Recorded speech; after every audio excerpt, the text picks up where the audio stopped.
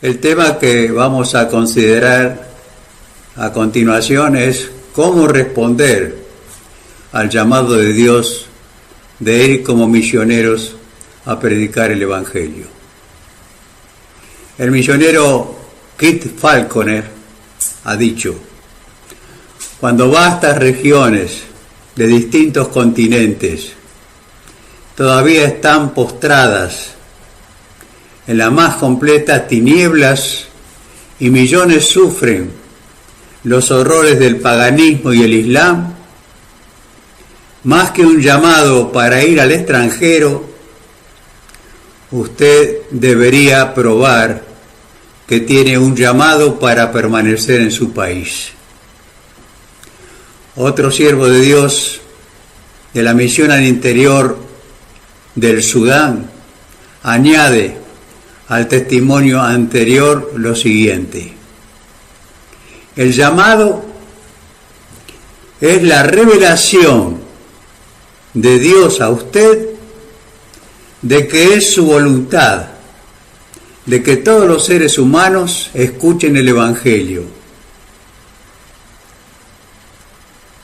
De modo que debería dejar de afligirse por el llamado y disponerse a responder a la revelación que Dios le ha hecho a usted en la manera como Él le guía a usted. Otro misionero, Roberto Morrison, expresa su entrega con estas palabras: Señor Jesús, me entrego a tu servicio y ahora me hago la pregunta: ¿dónde puedo servirte? Tu palabra dice que tu deseo es que el Evangelio sea predicado hasta lo último de la tierra. Mi anhelo, oh Señor, es establecerme en el lugar en que más necesiten obreros y en el lugar donde hay mayores dificultades. Qué maravillosa decisión la de este siervo de Dios. Uno de los relatos más maravillosos del Nuevo Testamento es aquel en el cual Pablo testifica cómo fue llamado primeramente a la salvación, pero inmediatamente llamado a cumplir una tarea específica como misionero en el reino de Dios. Tal experiencia cambió por completo la vida de este siervo de Dios, y su testimonio podemos leerlo en el capítulo 26 26 de los Hechos de los Apóstoles. Por estos testimonios que acabamos de citar, vemos que es muy importante prestar debida atención a todo lo que tiene que ver con el llamado de Dios y a cómo responder al mismo. ¿Quiénes irán a predicar el Evangelio? ¿Necesitan estos obreros un llamado especial para dejar todo y dedicar sus vidas a la predicación de la palabra de Dios? ¿Hay tal cosa como un llamado al ministerio para la obra misionera o para una tarea específica? ¿Qué dice la bendita palabra de Dios sobre este tema? La simple lectura de la Biblia nos mostrará de que Dios llama a todos los seres humanos a la salvación. En el mismo comienzo de la historia, llamó a Adán y Eva cuando ellos desobedecieron, y después de dialogar con ellos y mostrarles las consecuencias de su pecado, les prometió que enviaría un Salvador. Por medio de Noé, pregonero de justicia, llamó a una generación antediluviana para que, si tenía deseos, pudiera escapar del castigo alojándose en esa arca que Noé construyó. Más adelante llamó a los israelitas por medio de Moisés cada vez que ellos desobedecían y se apartaban de Dios. siguió llamando al pueblo de Israel por medio de todos sus profetas. Por medio de Ezequiel les decía: volveos de vuestros malos caminos, y ¿por qué moriréis, oh casa de Israel? Dios no quería que Israel se perdiera. Llamó a los habitantes de la ciudad de Nínive por medio de Jonás. Y en el Nuevo Testamento también Jesucristo, el Hijo de Dios, comenzó su ministerio con un claro llamado al arrepentimiento y a creer en el Evangelio. En el Evangelio de Mateo capítulo 4 dice: desde entonces comenzó Jesús a predicar y a decir: arrepentíos, que el reino de los cielos se ha acercado. También leemos en los evangelios que en la casa de Mateo expresó: no he venido a llamar justos, sino he venido a llamar a los pecadores al arrepentimiento. ¿Recuerdan ustedes cómo llamó directamente a Zaqueo? Fue a su casa y éste recibió la salvación. Y en otra ocasión él decía públicamente a todos los que le escuchaban: venid a mí todos los que estáis trabajados y cargados, y yo os haré descansar. Y estos son los conmovedores llamamientos a la salvación que hizo durante su ministerio.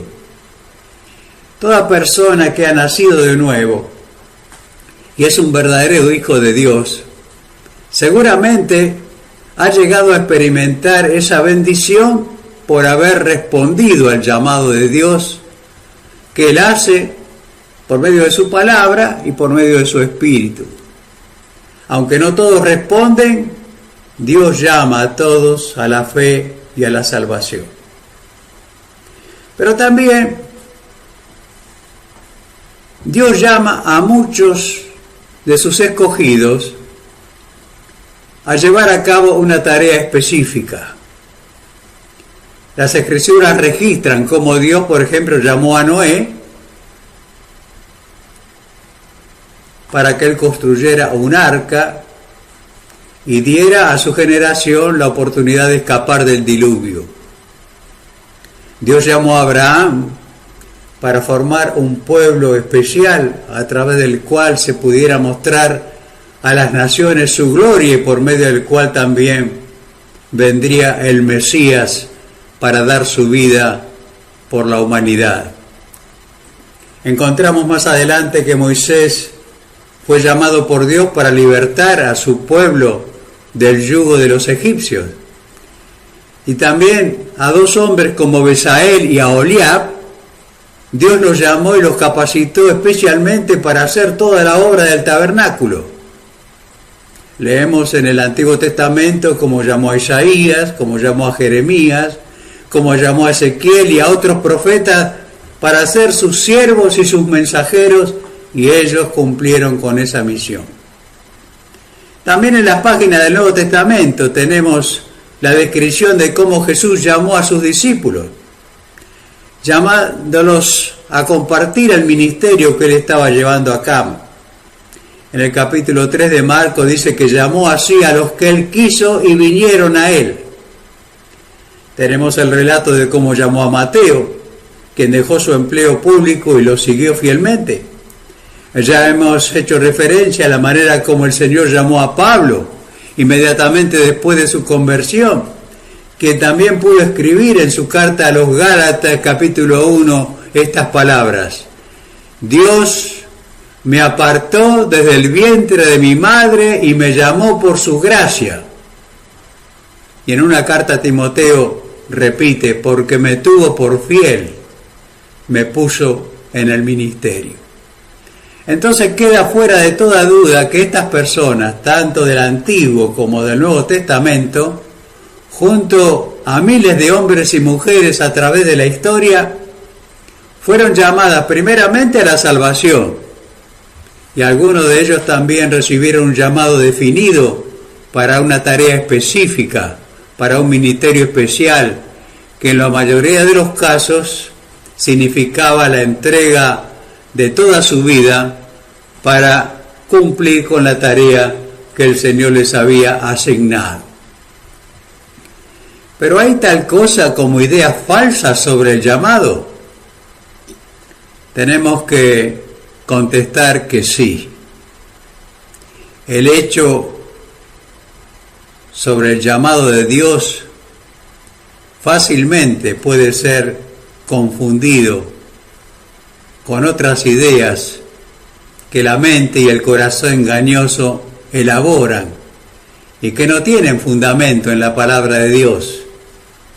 Algunas de estas fantasías podrían ser las siguientes. Algunos piensan que para ser llamados deben tener algo así como una visión sobrenatural, es decir, un sueño semejante a los que tuvieron José o Nabucodonosor. Otros consideran que la emoción o la tristeza que se siente cuando uno escucha la condición en que se encuentran los paganos, que esa emoción en sí constituye un llamado. Es una equivocación. Otros, por el contrario, esperan sentir alguna deliciosa sensación física, algo así como un toque eléctrico, un calor subiendo por la espalda y bajando por el cuerpo. No faltará quien imagina y espera que el llamado suyo ocurrirá leyendo las Escrituras y que un rayo de luz del cielo ilumine algún texto bíblico y le muestra que Dios le está llamando para ir a la China o ir a la India. La idea del llamado también puede mezclarse y confundirse con el intenso deseo de viajar y de conocer otros pueblos. El deseo muy humano y común de sobresalir o destacarse sobre los demás. El querer ser un héroe, liderando a los integrantes de una cultura inferior o diferente a la nuestra, puede ser también una trampa que nos haga pensar que estamos siendo llamados a ser misioneros. Alguno inclusive puede estar esperando oír una voz audible como escuchó Samuel o como escuchó el apóstol Pablo. Varias son entonces las situaciones que se presentan frente a este llamado divino. Digamos y aclaremos, por un lado, que no podemos limitar a Dios y decir que Dios tiene que llamar de esta manera o de otra manera. También debemos admitir que algunos de estos elementos, como por ejemplo un sueño o el dolor por la condición y destino de los paganos, pueden ocasionalmente formar parte del proceso de un llamamiento. Sin embargo, no es común en estos tiempos, cuando tenemos la revelación completa en las Escrituras y la revelación en la persona de Cristo, que Dios utilice estos medios. Tampoco tenemos promesas y enseñanzas bíblicas o instrucciones que nos alienten a esperar que Dios nos va a llamar de esta manera o de otra manera. Entonces, nos preguntamos, ¿cómo podemos definir el llamado a ser un misionero? Para ayudarnos, tal vez podemos usar una comparación. Nos hemos dado cuenta que a veces resulta difícil definir algunas de las cosas más preciosas y más valiosas de las cuales disfrutamos en esta vida. Por ejemplo, definir con claridad y exactitud lo que es el llamado de Dios puede ser tan dificultoso como sería definir lo que es la luz, o lo que es el aire, o lo que es la electricidad, o lo que es el amor. Sin embargo, tenemos que aceptar el hecho que aunque nos cueste definir estas cosas y no podemos dar una explicación exacta de las mismas, sabemos positivamente que existen y disfrutamos de cada uno de ellos. Algo similar puede suceder con la verdad acerca del llamado. Es un hecho indiscutible que todos los creyentes son llamados a la salvación y también a testificar de Cristo personalmente. También es evidente que las Escrituras nos muestran que Dios llama a algunos para un servicio especial y que este llamado generalmente implica renunciar a muchas otras ocupaciones legítimas para dedicar totalmente su tiempo y su vida a llevar el Evangelio de la salvación a otros lugares del mundo. De esta manera, aceptando ese llamado, estas personas llegarán a ser misioneros, pastores, maestros, evangelistas o muchas otras valiosas especialidades que hoy se necesitan en los campos misioneros, tales como lingüistas, traductores, médicos, enfermeros, aviadores, etc. Este llamado, que se puede experimentar bajo varias circunstancias y que puede tener distintas características, finalmente se cristaliza como una profunda convicción en lo más íntimo de nuestro ser. Y la misma puede producirse repentinamente, como en el caso de Pablo, o puede ir creciendo en la mente y corazón de un creyente a través del tiempo. Una característica de este sentir es que se aclara y se profundiza cada vez que oramos, cada vez que estamos en comunión con Dios. Cuando tenemos esos momentos de relación tan profunda, por lo general aparece el pensamiento, la sensación, la idea de que Dios nos está llamando para un trabajo especial. Dios y también otros elementos que integran el llamado misionero contribuyen a clarificarlo y a confirmarlo en lo íntimo de nuestro ser. Los mencionaremos y estudiaremos en una próxima presentación. Considerando el tema del llamado de Dios a la obra misionera, hemos comprobado por la palabra de Dios que Él llama a todos los seres humanos a la salvación, los llama a servirle también, y también por otro lado Él llama a algunos de sus siervos, de sus hijos, para realizar una tarea o un ministerio especial. También hemos anticipado de que hay ciertos elementos que forman parte y contribuyen a concretar el llamado de Dios. Consideremos en primer lugar el valioso elemento de la palabra de Dios. Sí, el primer ingrediente que forma parte de un legítimo llamado es la palabra de Dios. ¿Cómo llamó Dios a Isaías, por ejemplo? Él fue al templo, tuvo una visión de la grandeza de Dios, una toma de conciencia de su propia indignidad.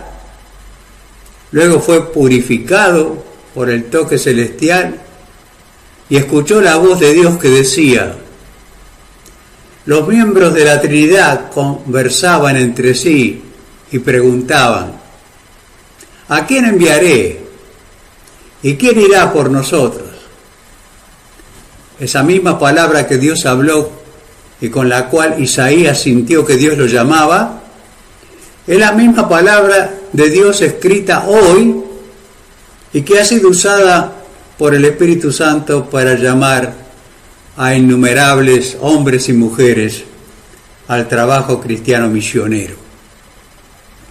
¿Cómo llamó Jesús a sus discípulos cuando iba recorriendo las orillas del mar de Galilea y los vio trabajando en su propia embarcación y preparando sus redes para la pesca?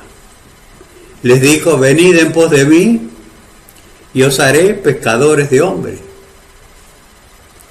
Ellos dejaron la barca, dejaron a su padre, dejaron las redes y siguieron a Jesús.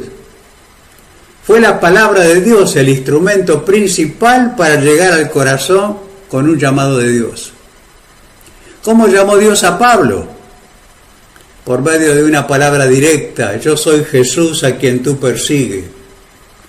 Y esto conduce a preguntarnos, ¿qué lugar ocupa la palabra de Dios en nuestra vida personal? ¿Qué sentimos cuando leemos pasajes como Marcos 16:15, que dice: id por todo el mundo y predicad el evangelio a toda criatura?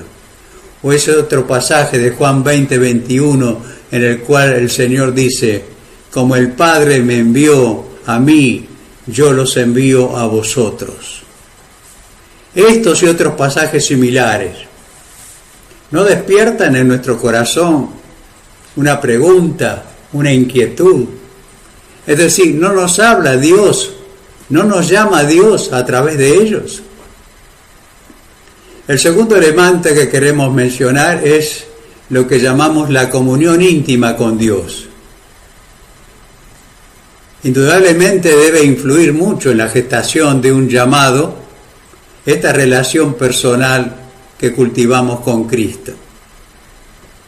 Hablamos de alabarle, hablamos de adorarle, hablamos de pasar momentos de íntima comunión con Él, nos regocijamos leyendo su palabra, lo vamos conociendo al Señor cada día más.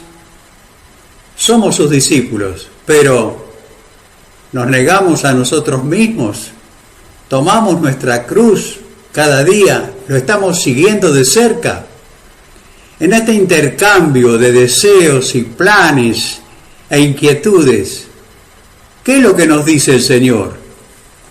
¿Cuál es el asunto que pesa más sobre el corazón de Jesús, ahora que está sentado a la diestra de Dios y que tiene por la fe comunión con nosotros? ¿No es acaso la evangelización del mundo? Y si nosotros estamos en comunión con Él, ¿no sentimos lo mismo que siente Él? ¿No se produce en nuestro corazón un eco del dolor que Jesús siente al ver tantos miles de personas que todavía están privadas de escuchar este evangelio de salvación? Si tenemos intimidad espiritual con Él, estas tremendas realidades deben conmover nuestro corazón. Si nuestra comunión con Cristo es real y genuina, y no una imaginación o una fantasía, este tema de la evangelización del mundo no solo será uno de los temas con los cuales conversamos con Él, será sin duda el tema más importante, el tema principal. Pues que si hay algo que Él quiere revelarnos, es sin duda cuál es el lugar que nos ha asignado en este programa maravilloso de Dios. El tercer factor que sin duda influirá en el tema del llamado es el tema de las multitudes que están en tinieblas y que no conocen el Evangelio. Esta verdad está prácticamente en el trasfondo de todo verdadero llamado. La seria consideración de las apremiantes necesidades de los pueblos que todavía no han oído de Cristo están cerca del corazón de Dios. Cuando Jesús estuvo en la tierra, según consignamos en Mateo capítulo 9, dice que al ver las multitudes, tuvo compasión de ellas. Pensemos en esto. Si Jesús sentía compasión por las multitudes cuando estaba en la tierra y cuando la población del mundo estaba alrededor de los 200 millones de habitantes, ¿qué sentirá ahora que la población mundial sobrepasa los 6.600 millones de habitantes? Hoy en día tenemos a nuestro alcance información de primera mano, como la que brinda el libro Operación Mundo, que nos pinta con realismo y en qué condición se encuentran hombres y mujeres de distintos lugares de la tierra. Y nos preguntamos al leer esas informaciones, al escuchar esos informes, ¿qué es lo que sentimos en nuestro corazón? De Hudson Taylor, aquel que fundó la misión al interior de la China, se dice que estando en una iglesia en la ciudad de Brighton, no pudiendo tolerar más la vista de una congregación de más de 1000 cristianos que se regocijaban en su propia seguridad de salvación, mientras él sabía que millones estaban pereciendo en otras partes del mundo por falta de conocimiento, dice que salió de la iglesia y vagó por las arenas de la playa solo y experimentando una gran agonía espiritual. Esto sentía Hudson Taylor en una de sus visitas a su propia patria. La carga de las multitudes en tinieblas estaba constantemente sobre su corazón. Esta misma compasión debería movernos a ofrecer al Señor nuestras vidas para que Él disponga de ellas y nos envíe y nos use en su plan y voluntad como a Él le plazca. En todo llamado verdadero, llamado de Dios a su obra, la guía y dirección del Espíritu Santo es fundamental. Alguien lo ha llamado al Espíritu Santo el gran superintendente de la obra de Dios. E indudablemente Él está participando estrechamente con cada llamamiento al campo misionero.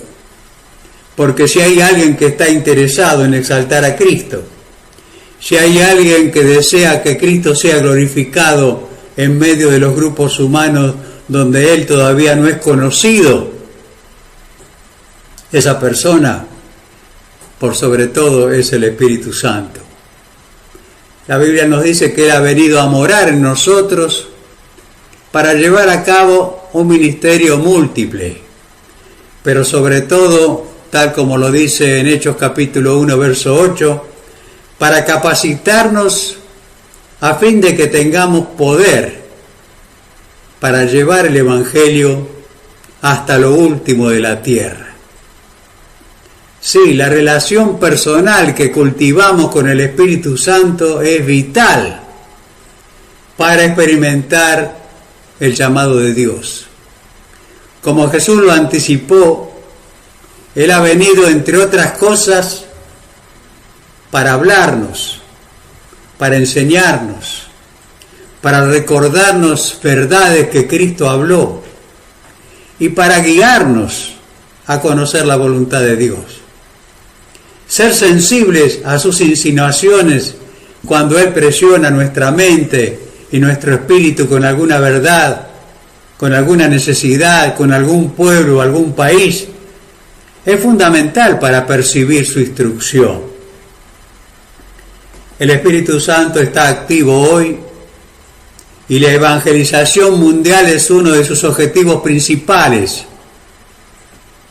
Estamos seguros que Él puede, debe y quiere guiar la vida y el servicio de cada uno de sus hijos al lugar donde Dios nos quiere utilizar. La condición mínima es prestarle atención.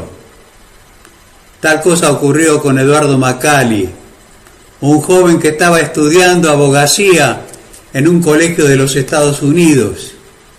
Él cuenta que un día quiso tener una entrevista personal con su padre y en esa conversación le dijo: papá, durante las últimas semanas he estado luchando con Dios. Estoy convencido de que, aunque soy un buen cristiano, Dios tiene para mí un plan diferente del plan que estoy siguiendo para mi vida. Y quiero, con tu aprobación, dejar la carrera que estoy cursando, que estimo es en gran parte mi propio plan, para prepararme mejor a fin de ir a predicar el Evangelio a aquellos que todavía no han oído ninguna palabra acerca de Cristo. Eduardo, le dijo el padre, Dios puede usar a un abogado cristiano.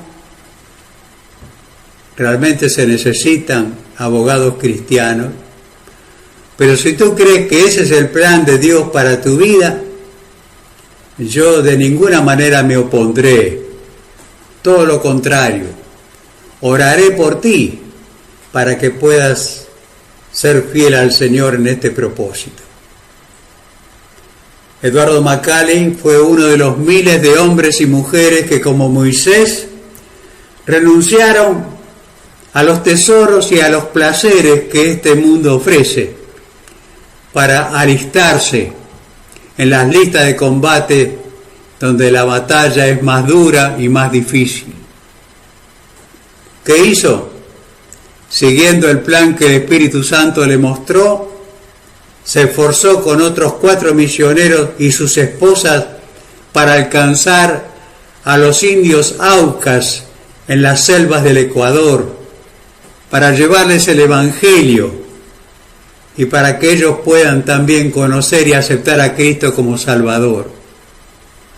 En el cumplimiento de esa misión, Macallen y sus compañeros murieron, entregaron sus vidas en obediencia a ese eterno y maravilloso plan que Dios tiene de alcanzar al mundo perdido.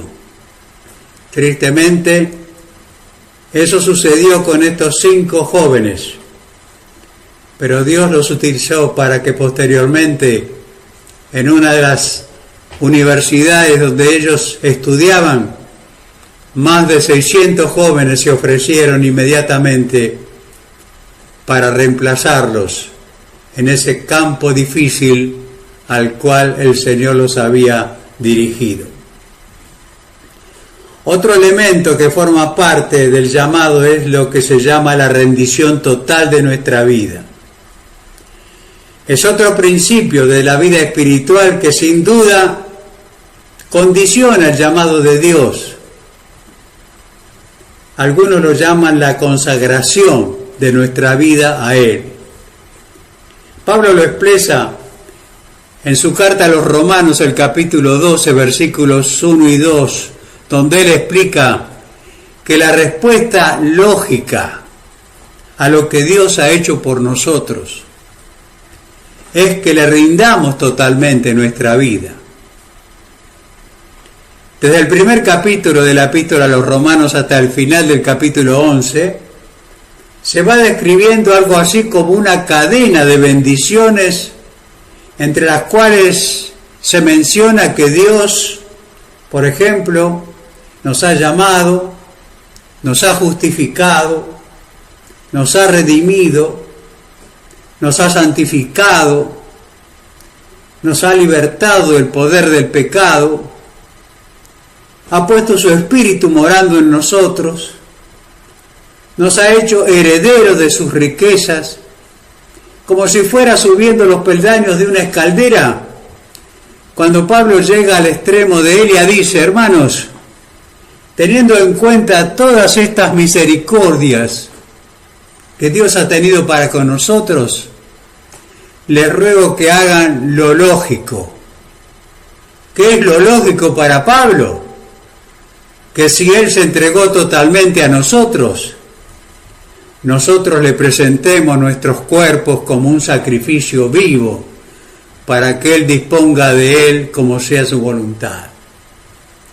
Seguramente Él tenía en mente la ofrenda de holocausto que los israelitas ofrecían según las páginas de Levítico en el Antiguo Testamento. Era una de las 5 ofrendas que se registran en ese libro, y que era una ofrenda ofrecida totalmente para Dios. Por esto quiero decir que ni el sacerdote ni el oferente podían participar de ella. Y Pablo toma esta ilustración bíblica perfecta, pero le cambia una palabra. Aquella ofrenda era un sacrificio muerto. Este es un sacrificio vivo. es decir, la nueva vida resucitada que tenemos por nuestra unión con Cristo, rendida a Dios en una entrega voluntaria, incondicional, para que Él la use según sea su voluntad. La idea es muy sencilla. Si Dios por amor se ha dado totalmente a nosotros, en la persona de su Hijo, la respuesta de amor es que nosotros nos entreguemos totalmente a Él. Esta debería ser la experiencia normal de todos los creyentes. La consagración total a Dios no es solo para los pastores, ni para los misioneros, ni para los ministros. Es para el padre de familia, para el ama de casa, para el empleado en la oficina, para el operario en la fábrica, para el estudiante, para todos. Cuando hemos dado este importante paso y estamos a disposición de Dios, Él puede guiarnos a hacer con nosotros lo que Él quiera.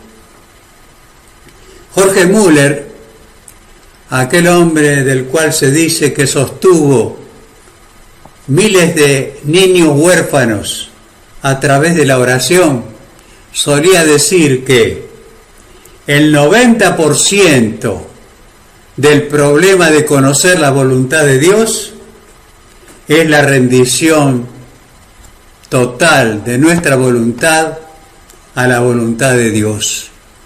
Cuando esto es realizado, todo lo demás es mucho más sencillo. Tenemos que hacer notar que en este asunto del llamado se presentan también diferentes experiencias. Como la Biblia lo demuestra, Dios llama a las personas de diferentes maneras.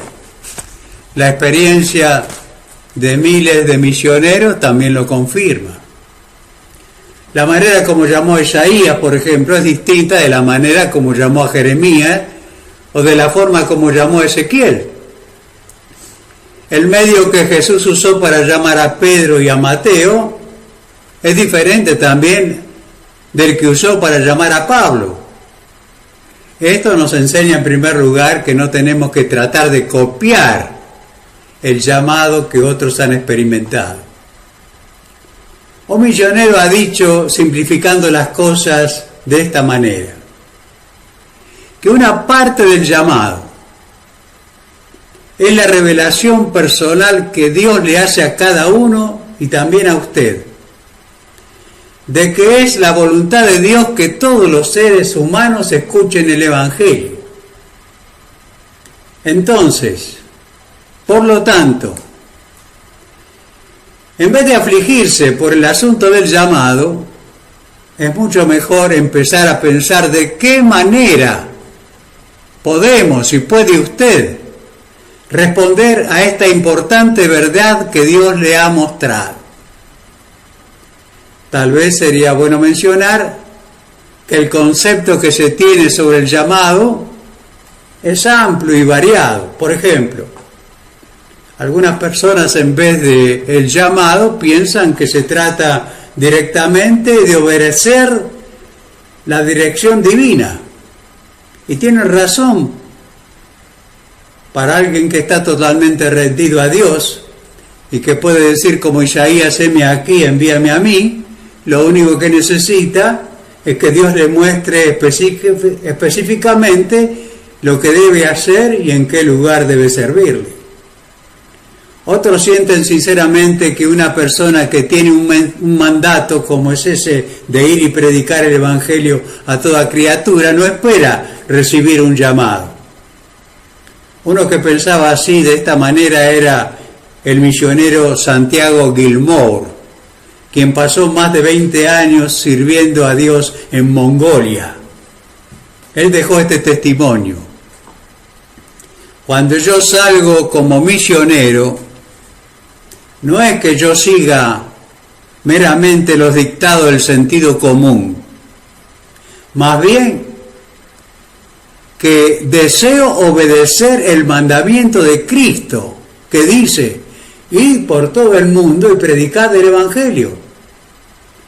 Estas palabras me parecen a mí que son un claro mandato misionero. Por lo tanto, mi vida al exterior es un asunto de clara y estricta obediencia a un claro mandamiento divino.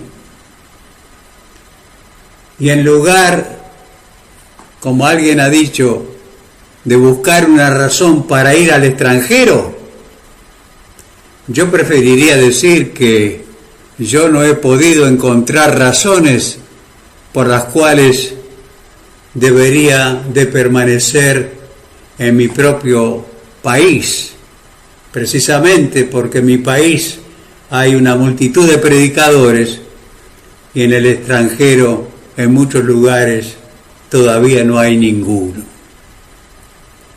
Otro siervo de Dios ha dicho con igual razón: el llamado a la obra misionera ahora no viene a través de una voz del cielo, sino por medio de un versículo de las Escrituras que dicen: id por todo el mundo y predicad el Evangelio a toda criatura. Concluyendo con nuestra meditación, nos preguntamos: ¿cuántos responderán al llamado misionero en el día de hoy? Al parecer, la escasez de obreros no se nota en ninguna vocación importante. Por ejemplo, en nuestro país hay multitud de personas que se preparan como médicos, muchos como ingenieros, muchos como músicos, electricistas, negociantes, abogados, escribanos, carpinteros, y últimamente hasta exportamos también jugadores de fútbol, jugadores de básquet, jugadores de vóley. Pero sí parece que faltan quienes se ofrezcan para cubrir los campos misioneros del mundo todavía no alcanzados. Una estadística reciente señalaba que podría haber en el mundo hoy cerca de 700 millones de cristianos verdaderos. Y se añade que si unos 100 millones de jóvenes, que seguramente forman parte de esos 700 millones,